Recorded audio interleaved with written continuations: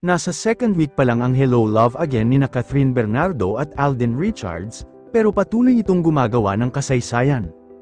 Ang latest, kumita na ito ng mahigit 1 billion pesos worldwide.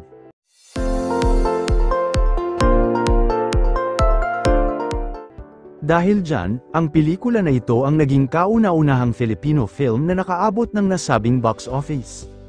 As of November 23, Hello Love Again has grossed 1.06 billion peso, making it the first Filipino movie to surpass 1 billion pesos at the worldwide box office, ayon sa Facebook post ng ABS-CBN News.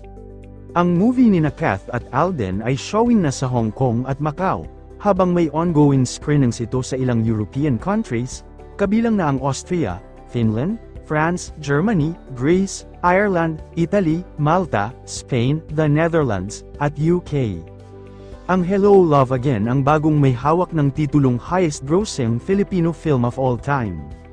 Ito ay matapos kumita ng mahigit 930 million pesos worldwide sa loob lamang ng 10 araw mula ito ipalabas sa mga lokal na sinehan. Maraming salamat to all of you who gave your love and support for our film, bungad sa post ng Star Cinema at GMA Pictures. Sabi pa, we truly have found our home in you and we celebrate the success with you.